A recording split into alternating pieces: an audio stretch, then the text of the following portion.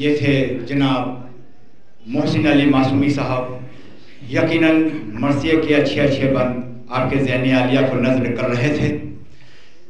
یقیناً روح شہزاد معصومی اس فرش ادا پر موجود ہوگی اور اپنے اس ہونیار لال کو دعائیں دے رہی ہوگی. پائی ہے سجدہ خالق نے بقا اب سے، پائی ہے سجدہ خالق نے بقا اب سے، رابطہ رکھتے ہیں ہم اہل عزا اب سے. یہ حقیقت ہے کہ قربان یہ شبیر کے بعد پھیلی دنیا میں امامت کی ضیاء اب سے. تو قبل اس کے کہ میں فلسفہ شہادت حسینی پہ بصیرت افروز تقریر کے لیے مولانا موصور کو دعوت دوں، میں عظیم آباد کے تمام حضرات کی جانب سے اور اپنی جانب سے میں گراف ایجنسی لکھنؤ کا شکریہ ادا کرتا ہوں کہ اپنی مصروفیت کے باوجود آپ کی محبت، آپ کا خلوص ان کو کھینچ کر اس سرزمین پہ لے آیا ہے. اور جناب شہنواز علی صاحب جو کیمرے کے پاس موجود ہیں، یہ بامبے سے تشریف لائے ہیں، اور ابوذر کنتوری صاحب لکھنؤ سے تشریف لائے ہیں، اور بہت جلد انشاءاللہ آج کے اس پروگرام کا کیسٹ منظر عام پہ آئے گا. حسین والے ہتھیلی پہ جان رکھتے ہیں، حسین والے ہتھیلی پہ جان رکھتے ہیں، حبیب ابن مظاہر کی شان رکھتے ہیں، اشرف جو رکھتے ہیں عباس کی غلامی کا، وفا کے دوش پہ حق کا نشان رکھتے ہیں. تو آئیے میں دست ادب جوڑ کر قبلہ و کعبہ جناب مظفر حسین صاحب سے، مظفر رضا صاحب سے گزارش کر رہا ہوں کہ وہ بصیرت افروز تقریر کے لیے تشریف لائیں. مولانا موصور تشریف لا رہے ہیں، ایک نعرہ سلوات سے لا حول ولا قوة الا باللہ العلی العظیم.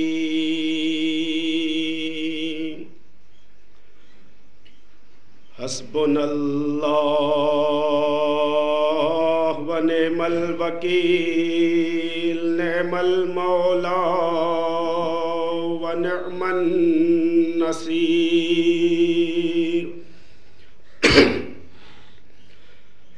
اعوذ باللہ من الشیطان اللعین الرجیم.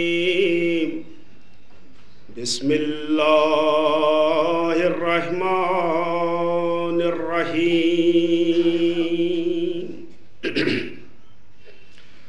الحمد للہ الذی ہدانا لہذا وما کننا لنہتدی لولا ان ہدانا اللہ. لقد جاءت رسل ربنا بالحق. الصلاة والسلام والتحیۃ والاکرام علی النبی الأمی المکی المدنی الحاشمی القرشی المطلبی، وبارک علی سید الانبیاء والمرسلین وخاتم النبیین الملقب بطہ ویاسین، المسدد المصطفى الامجد المحمود الاحمد بالقاسم محمد وآلہ الطیبین الطاہرین المعصومین المظلومین المنتجبین المنتخبین الذین اذهب اللہ عنہم الرجس وطہرہم تطہیرا.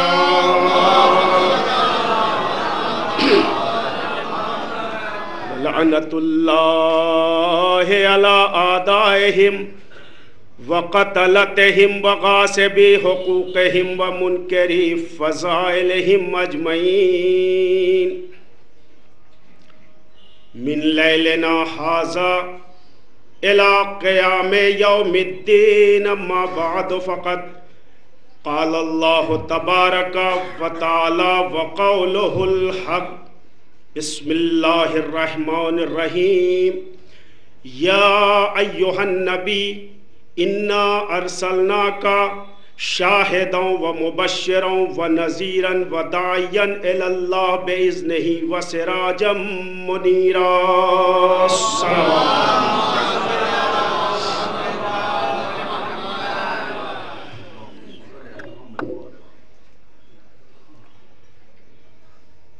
گرامی قدر سامعین، برادران ملت، بزرگان محترم اور عزاداران شہیدان کربلا،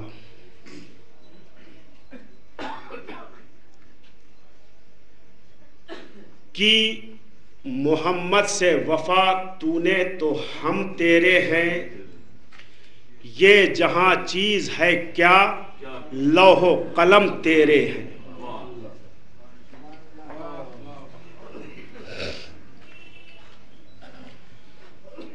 حقیقت ہے بزرگان محترم کہ کلمہ لا الہ الا اللہ معیار ایمان و اسلام نہیں ہے.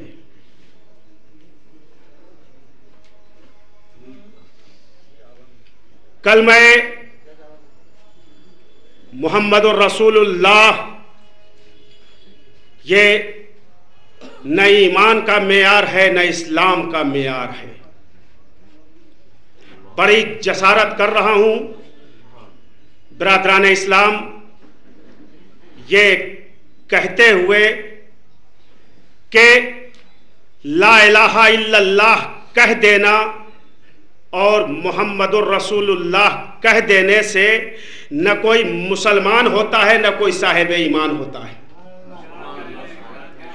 کیونکہ اگر یہی معیار اگر ہے کہ جو لا الہ الا اللہ کہہ دے، جو محمد الرسول اللہ کہہ دے، تو پھر سلمان رشدی کے بارے میں کیا خیال ہے؟ آپ کا تسلیمہ نسرین کے بارے میں کیا خیال ہے؟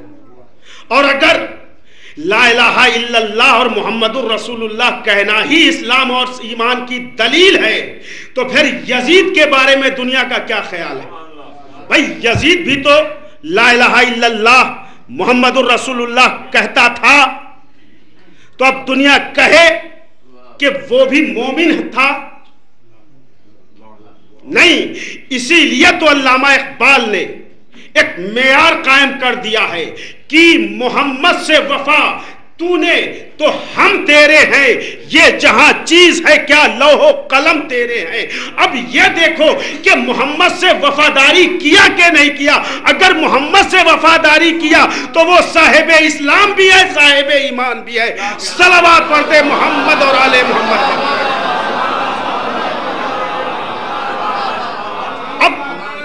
اب دنیا کو یہ دیکھنے کی ضرورت نہیں ہے کہ جناب ابو طالب نے کلمہ پڑھا کہ نہیں پڑھا. مجھے تو کوئی صرف اتنا بتا دے اس معیار کی روشنی میں کہ جناب ابو طالب نے اپنی زندگی کے کس لمحے میں محمد سے بے وفائی کی ہے. کوئی ایک لمحہ مجھے بتا دے دنیا.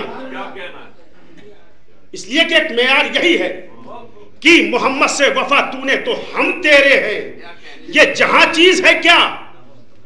اب دنیا پہچان رہی ہے، اب دنیا سمجھ رہی ہے یہ جہاں چیز ہے کہ لوح و قلم تیرے ہیں. کس کے؟ ابو طالب کے. حالانکہ یہ میرا موضوع نہیں ہے عزیزان محترم، آپ گھبرائے نہیں.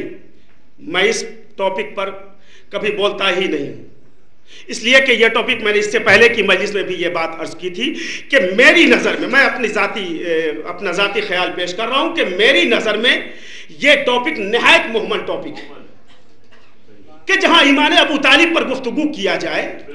ارے یہ تو ایک سوچی سمجھی سازش ہے عزیزو، آپ سمجھتے کیوں نہیں ہیں؟ یہ ایک سازش ہے. ہمارے آپ کے ذہنوں کو ایمان ابو طالب میں الجھا کے رکھ دیا تاکہ آگے بڑھنے نہ پائیں. یہ کوئی ٹاپک ہی نہیں بن سکتا ہے کسی بھی اعتبار سے. اور اسی لیے میں نے اس سے پہلے کی ایک مجلس میں عدالت جناب ابو طالب کو اپنا عنوان بنایا تھا.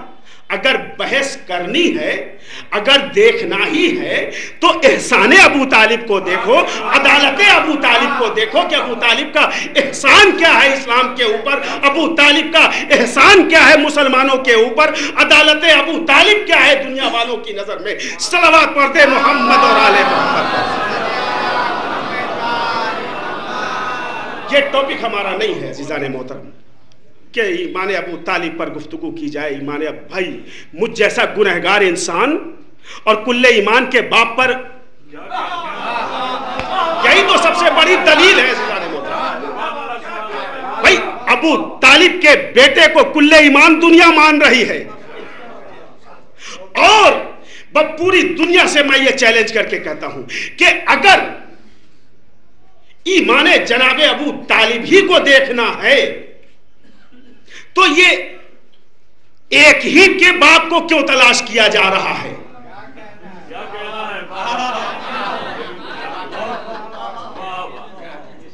اگر کے ساتھ یہ شرط کے ساتھ یہ کہہ رہا ہوں کہ اگر دیکھنا ہی ہے تو پھر ایک ہی کے باپ کے ایمان کو کیوں ڈھونڈا جا رہا ہے، تلاش کیا جا رہا ہے؟ بھائی دیکھنا ہے تو پھر چاروں کے باپ کے ایمان کو اور اسلام کو تلاش کر کے دیکھنا. صلوات پڑھ دے محمد اور آل محمد پر.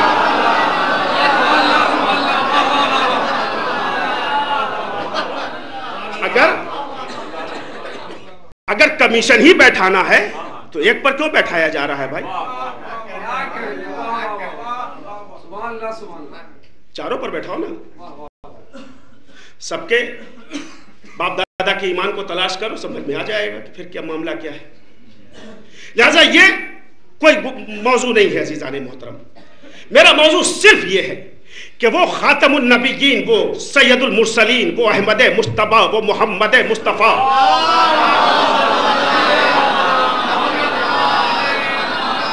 جسے عشق اول کہا جاتا ہے، جسے عقل اول کہا جاتا ہے، جسے خلق اول کہا جاتا ہے، جسے خلق اول کہا جاتا ہے، جسے علم اول کہا جاتا ہے، جسے نور اول کہا جاتا ہے، جو سید المرسلین ہے، جو خاتم النبیین ہے، جسے قرآن نے کبھی طٰہٰ کہہ کر کے خطاب کیا ہے، جسے قرآن نے کبھی یاسین کہہ کر کے خطاب کیا ہے، جسے قرآن نے کبھی یا ایھا المدثر کہہ کر کے خطاب کیا ہے، جسے قرآن نے کبھی یا ایھا المزمل کہہ کر کے خطاب کیا ہے، جسے قرآن نے کبھی بشیر کہہ کر کے خطاب کیا ہے، جسے قرآن نے کبھی نذیر کہہ کر کے خطاب کیا ہے، وہ نبی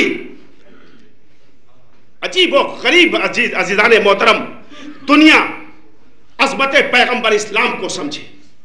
دیکھیں جب تک مرسل اعظم کی عظمت دنیا کی نگاہوں کے سامنے نہیں ہوگی اس وقت تک نہ تو خدا سمجھ میں آ سکتا ہے نہ خدا کا دین سمجھ میں آ سکتا ہے. خدا کے دین کو سمجھنا ہے تو رسول اللہ کو سمجھنا پڑے گا، اللہ کو سمجھنا ہے تو رسول کو سمجھنا پڑے گا. اس لیے کہ میں نہیں کہہ رہا ہوں، قدرت خود آواز دے رہی ہے، کنتو کنزن مخفیہ، میں ایک چھپا ہوا خزانہ تھا. جب میں نے چاہا کہ میں پہچانا جاؤں تو میں نے محمد کو پیدا کیا. پوری توجہ عزیزان محترم، پروردگار عالم نے اپنی معرفت کے لیے، خود کو پہچانوانے کے لیے پیغمبر اسلام کو خلق کیا. اللہ نے اب خود کو پہچانوانے کے لیے، پوری توجہ عزیزان محترم، بڑا قیمتی جملہ دے رہا ہوں کہ اللہ نے خود کو پہچانوانے کے لیے، اپنی معرفت کرانے کے لیے اللہ نے محمد کو پیدا کیا. یعنی اللہ پہچانا گیا ذات محمد سے اور محمد پہچانا جا رہا ہے ذات فاطمہ سے. صلوات پڑھتے ہیں.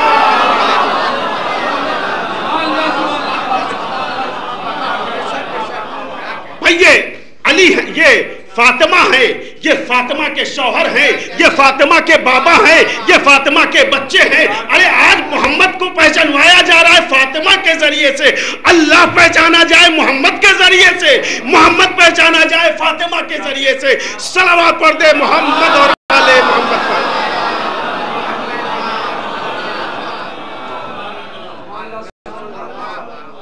عظمت پیغمبر اسلام اس نبی کے لیے آپ سوچیں ذرا سا، آپ دیکھیں کہ وہ پروردگار عالم جس نے قرآن جیسی عظیم کتاب میں جب جناب آدم سے خطاب کرنا ہوا ہے پروردگار عالم کو، تو آپ پوری توجہ چاہوں گا آپ کی، جب اللہ نے جناب آدم کو خطاب کرنا چاہا ہے تو یا آدم کہہ کر کے خطاب کیا ہے، نام لے کر کے خطاب کیا ہے۔ جب جناب نوح کو خطاب کرنا ہوا تو اللہ نے یا نوح کہہ کر کے خطاب کیا ہے، قرآن گواہی دے گا اس کے لیے۔ جب جناب داؤد کو خطاب کرنا ہوا ہے تو اللہ نے یا داؤد انا جعلناک خلیفۃ فی الارض، اے داؤد ہم نے آپ کو زمین پر خلیفہ مقرر کیا ہے نا۔ جب جناب ابراہیم کو خطاب کرنا ہوا ہے یا ابراہیم کہہ کر کے خطاب کیا اللہ نے، مگر ہمارا لاکھوں سلام ہو ہمارے آخری نبی کے اوپر جن کا ہم کلمہ پڑھتے ہیں۔ پورے قرآن میں آپ اٹھا کر دیکھ لے، کہیں پر بھی پروردگار عالم نے اللہ نے یا محمد کہہ کر کے خطاب نہیں کیا ہے۔ جب کہا بھی ہے تو لہجے کو کی نزاکت کو دیکھے،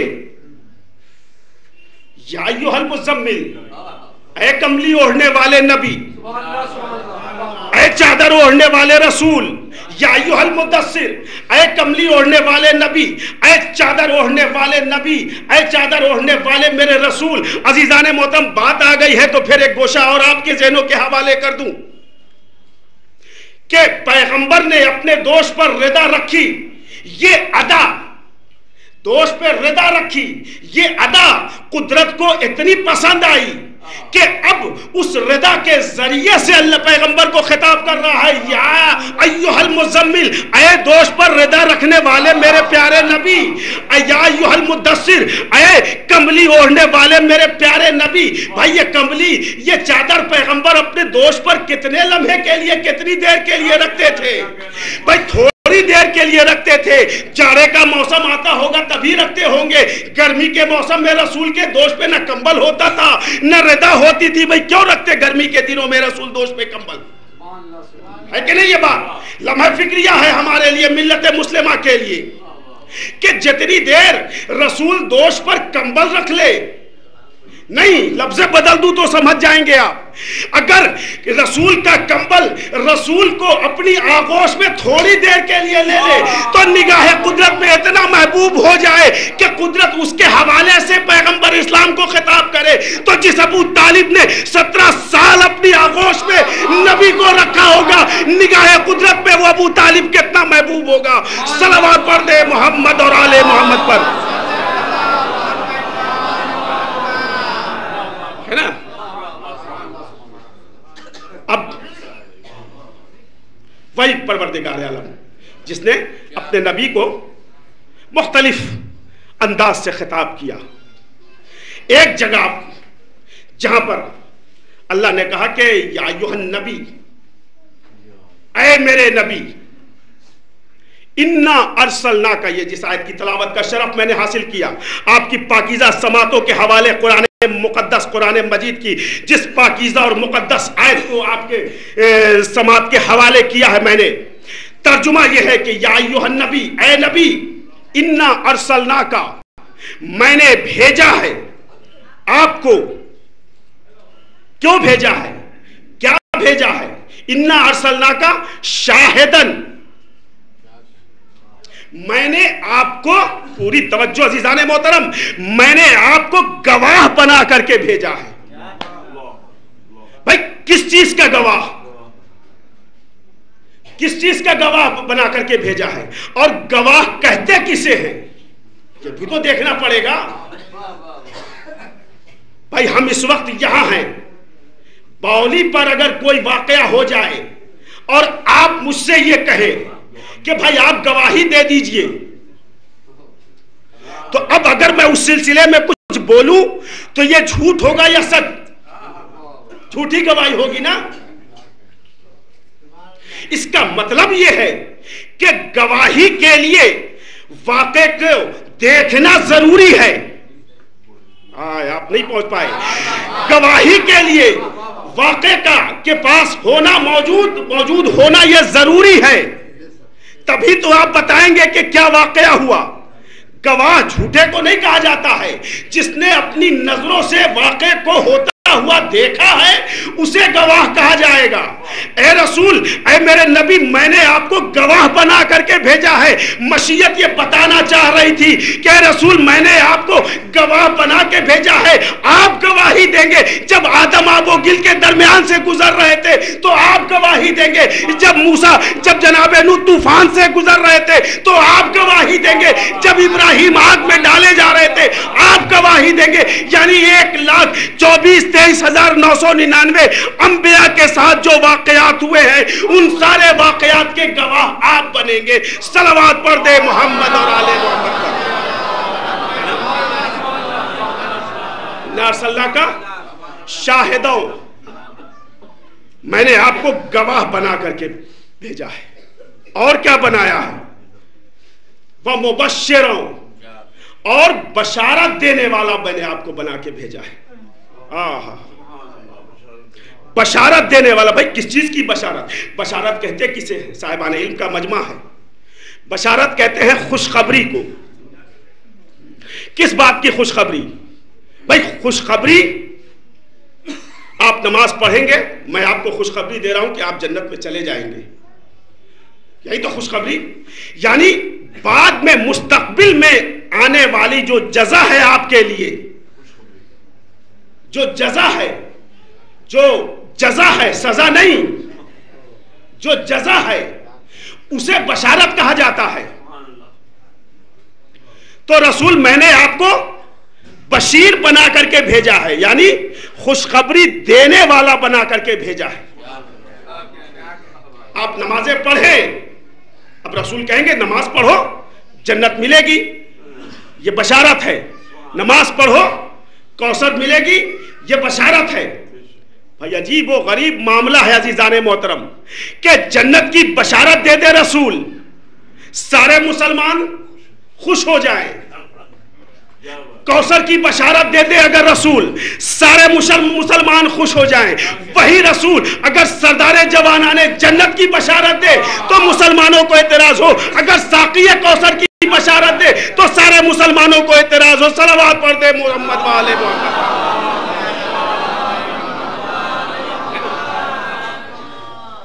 یہ ہے عزیزان محترم پیغمبر اسلام.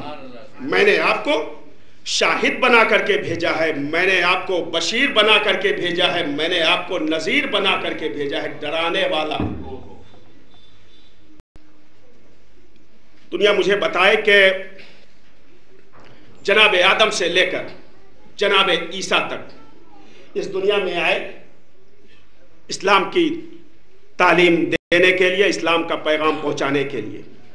کلمہ کیا تھا ان کا؟ جناب آدم سے لے کر جناب عیسیٰ تک جو نبی آئے ہیں تو کیوں آئے؟ بھائی کلمہ پڑھوانے کے لیے آئے، کلمہ پڑھنے کے لیے نہیں آئے. لیکن یہ بھی یاد رکھیں گے پڑھوانے کے لیے آئے تھے اپنی امت سے. تو ہر نبی کی امت کا کلمہ الگ الگ تھا. جناب آدم کے زمانے میں جناب آدم کی امت کا کلمہ لا الہ الا اللہ آدم صفی اللہ، یہی کلمہ تھا. جناب نوح کے زمانے میں لا الہ الا اللہ نوح نبی اللہ. جناب داؤد کے زمانے میں لا الہ الا اللہ داؤد خلیفۃ اللہ. جناب ابراہیم کے زمانے میں لا الہ الا اللہ ابراہیم خلیل اللہ. جناب اسماعیل کے زمانے میں لا الہ الا اللہ اسماعیل ذبیح اللہ. جناب عیسیٰ کے زمانے میں لا الہ الا اللہ عیسیٰ روح اللہ. جناب موسیٰ کے زمانے میں لا الہ الا اللہ موسیٰ کلیم اللہ. یہ ہر نبی کے زمانے میں ان کی امت والے اس نبی کا کلمہ پڑھا کرتے تھے، مگر جناب آدم سے لے کر جناب عیسیٰ تک کا نبی وہ بھی تو کسی کا کلمہ پڑھتا تھا۔ یہ میں نہیں عرض کر رہا ہوں، قرآن آواز دے رہا ہے۔ سورہ آل عمران کی آیت نمبر 81 ہے، جس میں ارشاد پروردگار عالم ہو رہا ہے، فَإِذَا أَخَذَ اللَّهُ مِيثَاقَ النَّبِيِّينَ، ہم نے تمام نبیوں سے میثاق لیا ہے، عہد لیا ہے، یہ ہم نے تمام نبیوں سے وعدہ لیا ہے۔ کیا وعدہ لیا ہے؟ دیکھو، جب وہ نبی آئے جو کتاب و حکمت کی تصدیق کرنے والا ہو، تو تم سب کے سب اس پر ایمان لانا اور اس کی مدد کرنا۔ جب وہ نبی آئے، وہ آخری نبی آئے جو تمہاری کتاب و حکمت کی تصدیق کرنے والا ہوگا، تو تم سب کے سب اس پر ایمان لانا اور اس کی نصرت کرنا۔ بھائی عجیب و غریب منزل ہے، قرآن کی آیت ہے، ایمان پہلے لانا، نصرت بعد میں کرنا۔ پہلے ایمان لانا پھر نصرت کرنا۔ اس کا مطلب یہ ہے کہ اللہ کا محبوب نبی وہ ہے جس کی صفت یہ ہے کہ وہ اس وقت تک مدد کو قبول ہی نہیں کرتا ہے جب تک کہ کوئی صاحب ایمان نہ ہو جائے۔ اس وقت تک کسی کی مدد کو قبول ہی نہیں کر سکتا ہے جب تک کہ وہ صاحب ایمان نہ ہو۔ اب کیا خیال ہے جناب ابو طالب کے لیے؟ بھائی نبی کا مزاج یہ ہے، قرآن کی آیت کی روشنی میں، قرآن کی آیت کے حوالے سے، کہ وہ اس وقت تک مدد قبول نہیں کر سکتا ہے جب تک کہ ایمان نہ لایا جائے۔ اس کا مطلب کہ اگر ابو پیغمبر اسلام کسی کی مدد کو قبول کر رہے ہیں، یہ مدد کو قبول کرنا ہی اس کے ایمان کی دلیل بن رہا ہے۔ صلوات پڑھ دے محمد اور آل محمد۔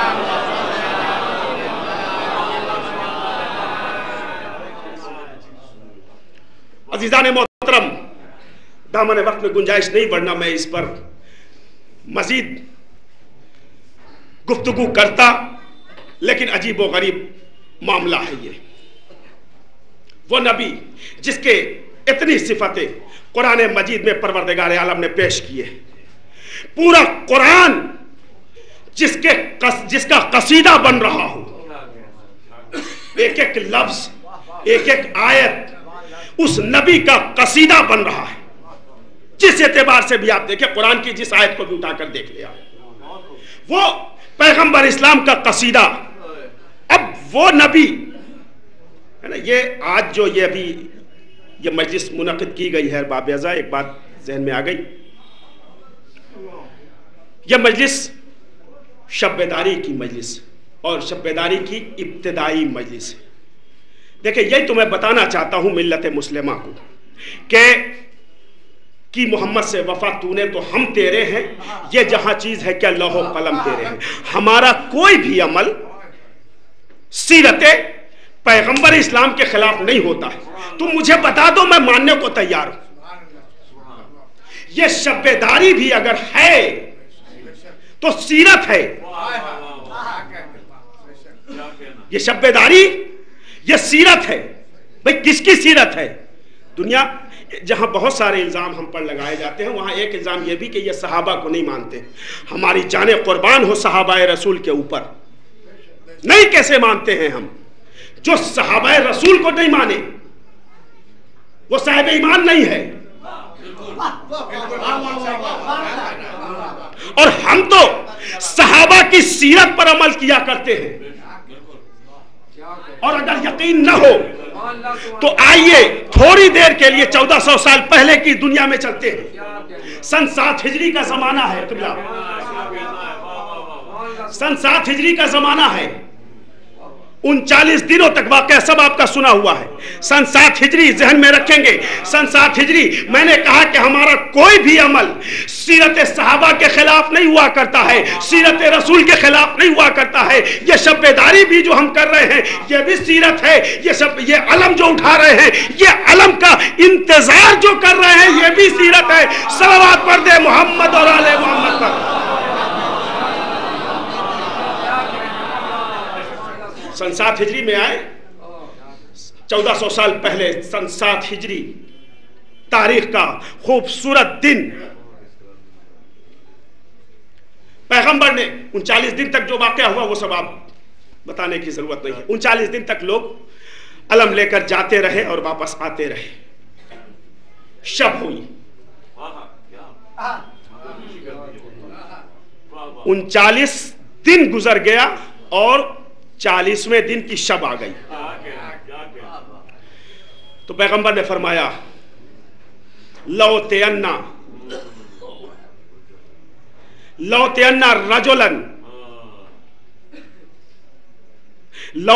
رایتا غدن رجلا کرارن غیر فرارن یحب اللہ ورسولہ ویحبہ اللہ ورسولہ. کیا سنا آپ نے؟ گنا اپنے کہ رسول نے کیا کہا؟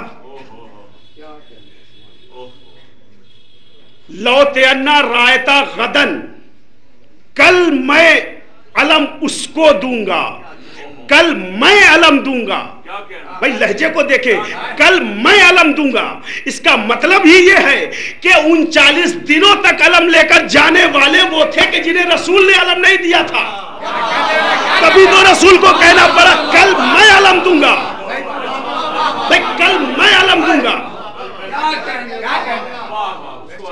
کل میں علم دوں گا. تو کس کو علم دیں گے؟ رجلن. اب نتیجہ ہمیں نہیں بتانا ہے، اب نتیجہ آپ خود نکال لیں گے. یہاں نہ نکال سکے گھر جا کے نکال لیجئے گا. رسول نے کہا کل میں علم اس کو دوں گا کہ جو رجل ہوگا. ترجمہ کر دوں صرف، کل میں علم اس کو دوں گا کہ جو مرد ہوگا.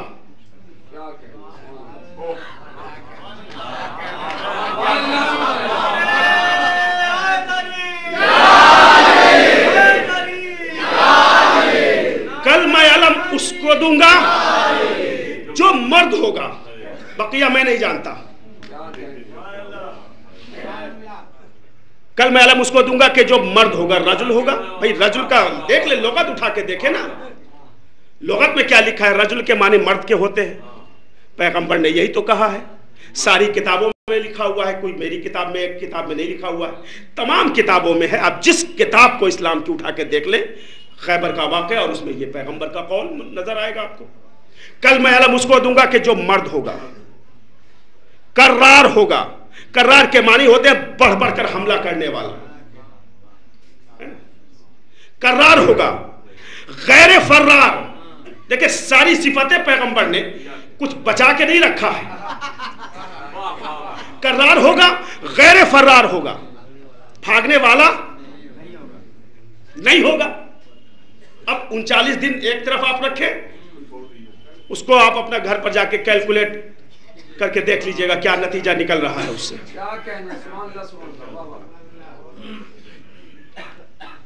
اس کے بعد جو پیغمبر نے سب سے بڑی سند دی ہے، یہ ساری سندیں تو چلیے ٹھیک ہے ایک طرف ہے، سب سے بڑی سند پیغمبر نے جو دی ہے وہ یہ ہے کہ یحب اللہ و رسولہ، وہ اللہ و رسول کو دوست رکھنے والا ہوگا. وَيُحِبُّهُ اللَّهُ وَرَسُولَهُ، اور وہ اللہ و رسول کو دوست رکھنے والے ہوں گے. یہ 5 صفتیں. اب سمجھے یہ علم میں پنجے کیوں نظر آتے ہیں؟ یہ علم میں پنجہ اسی لیے ہے، یہ ہر صفت کی تائید کر رہا ہے کہ جس کے اندر یہ 5 صفتیں ہوں گی وہاں یہ علم نظر آئے گا. صلوات پڑھ دے محمد.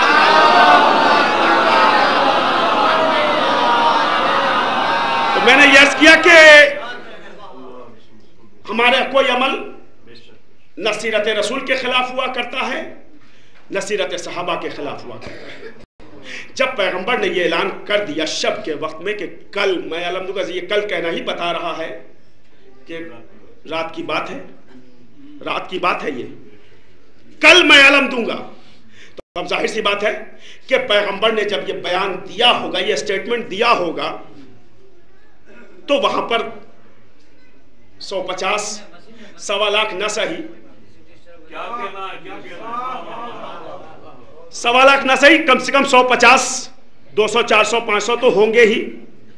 اچھا اس میں سے بہت ایسے بھی ہوں گے کہ جنہوں نے حج کیا ہوگا تو حاجی بھی ہوں گے. وہ بہت ایسے ہوں گے کہ جنہوں نے قرآن کو حفظ کیا ہوگا تو حافظ قرآن ہوں گے. تو اب صفتیں کیا کیا ہیں؟ حاجی ہیں، حافظ ہیں، صحابی ہیں. ابھی پیغمبر کی بس میں بیٹھنے والے ہی کو تو صحابی کہا جاتا ہے. تو اتنے صفتوں کے حامل کے درمیان میں پیغمبر نے فرمایا کہ کل میں علم اس کو دوں گا. تو اب تاریخ یہ کہتی ہے کہ ساری رات کروٹیں بدل بدل کر کے کسی کو نیند نہیں آ رہی ہے، اس لیے کہ کل علم ملنے والا نہیں، علم نہیں ملنے والا ہے، یہ 5 سرٹیفکیٹ ملنے والی ہے. کل اگر علم مجھے مل گیا تو میں مرد ہو جاؤں گا. اگر یہ صفت اگر علم مجھے مل گیا تو میں اللہ اور رسول کو دوست رکھنے والا سمجھا جاؤں گا، ورنہ میں اللہ اور رسول کو دوست رکھنے والا سمجھا نہیں جاؤں گا. صلوات پڑھ دے محمد اور آل محمد پر. تو بھائی پوری رات شب بیداری کیا نا، پوری رات شب بیداری.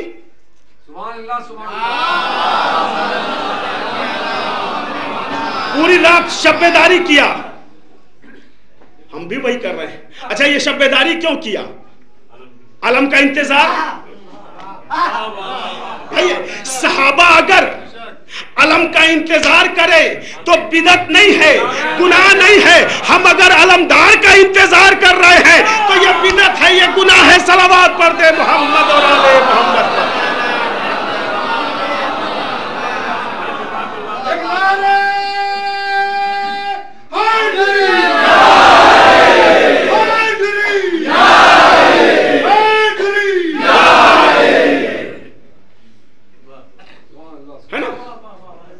کل میں علم اس کو دوں گا جس کے اندر یہ صفتیں ہوں گی.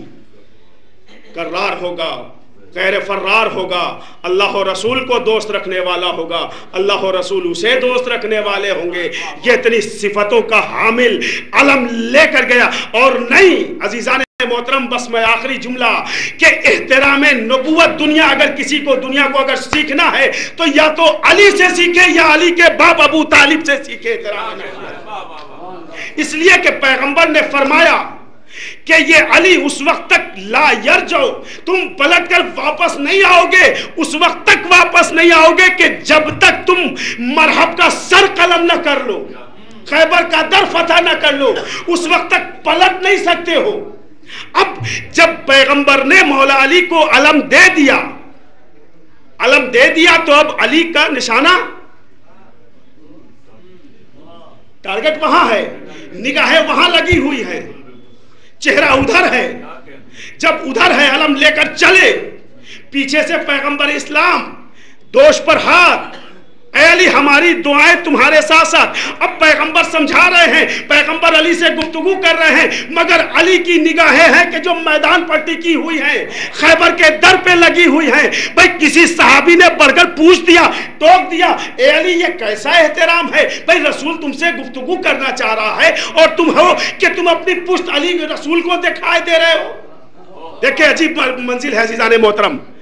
اے علی یہ رسول تم سے باتیں کرنا چاہتے ہیں اور تم اپنی پشت رسول کو دکھا رہے ہو، یہ کیسا احترام ہے؟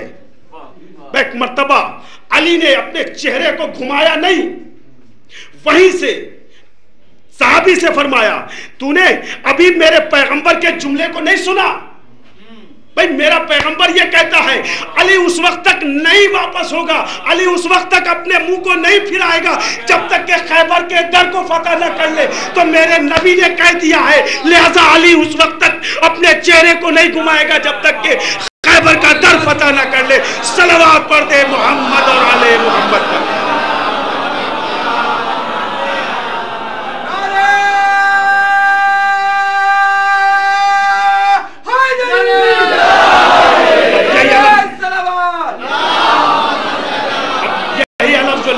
علی گئے ہیں تو مرحب کا سر بھی قلم کیا، خیبر کا در بھی فتح کیا، پلٹ کر واپس آئے. اور اب آنے کے بعد خوشخبری پیغمبر، وہ سارے واقعات. لیکن عزیزان محترم یہ علم پیغمبر نے دیا تھا، علی کو دیا تھا. یہ علم وہ ہے کہ جس علم کو وقت کا نبی وقت کے علی کو دے رہا ہے. یہ وہ علم ہے جسے وقت کے نبی نے کائنات کے سب سے بلند ذات کے حوالے کیا ہے. علی کے معنی ہی بلند کے ہوتے ہیں. اس کے حوالے کیا تو اب یہ علم کتنا بلند ہوگا. بلند ترین شخصیت کے ہاتھوں میں جب یہ علم بلند ہوا ہے تو علم کتنا بلند ہوگا. اور ارباب ازا بس یہی پر آنے کے بعد کلیجہ منہ کو آنے لگتا ہے. وہ علی کہ جو خود اتنا بلند ہو، جس کی بلندیوں تک پہنچتے پہنچتے بلندیاں دم توڑ دے.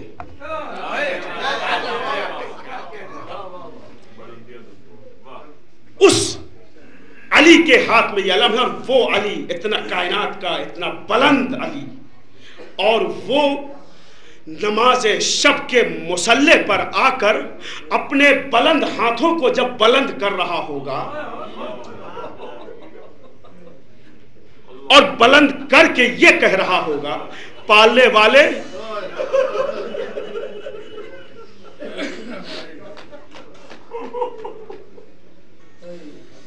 پروردگار تجھے واسطہ ہے. تجھے معلوم ہے میں رات کی تنہائی میں نماز شب کے مصلی سے تجھ سے یہ دعا مانگ رہا. پروردگار تو مجھے ایک ایسی اولاد دے دے جو کربلا میں میرے حسین کے کام آئے. عزادارو انصاف سے آپ بتائیں مجھے کہ جس علی نے پوری زندگی اپنے لیے کچھ نہ مانگا ہو، آج اگر پہلی مرتبہ اپنے ہاتھوں کو بلند کیا ہوگا نماز شب کے مصلی پر آ کر، تو پروردگار عالم نے اس علی کی دعا کو کیسے نہ مستجاب کیا ہو. نہیں، علی کی دعا مستجاب ہوئی اور آغوش ام البنین میں ثانیہ علی ثانیہ حیدر کرار آیا. مگر انداز کچھ عجیب ہے. انداز یہ ہے کہ ماں کی آغوش میں جناب عباس ہے مگر آنکھیں نہیں کھل رہی.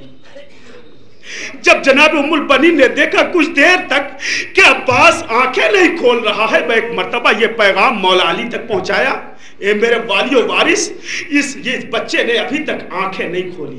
کہا ہاں میں سمجھ گیا اس بچے نے آنکھ کیوں نہیں کھولی. اور یہ کہہ کر علی نے کچھ نہیں کہا، بس نظروں سے ادھر ادھر دیکھنا شروع کیا.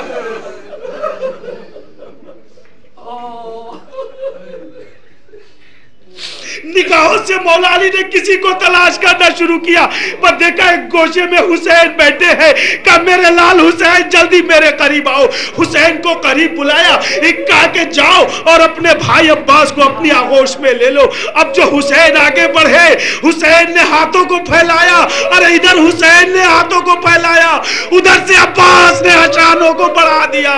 مولا یہ دونوں شانوں کا دیا قبول کیجئے. ارے آغوش حسین میں عباس آئے، آنکھیں کھول دی. بھئی یہی تو وجہ ہے ارباب ازا کہ جب عباس کے شانے قلب ہو گئے، سر پر گرز لگی، اور ایک مرتبہ حسین عباس کے سرانے آئے. اے بھئی عباس، عباس کا سر اٹھایا، زانو پر رکھا، رکھ کر کہا میرے بھائی ارے کچھ کہنا چاہتے ہو؟ عباس نے کہا آقا میری زندگی کا سفر وہاں سے شروع ہوا تھا جب میں نے آنکھیں کھولی تھی، سب سے پہلے آپ کے چہرے کی زیارت کی تھی. مولا میں یہ چاہتا ہوں کہ زندگی کا سفر کا خاتمہ بھی آپ کے چہرے پر ہو جائے. مولا آنکھ صاف کر دیجئے.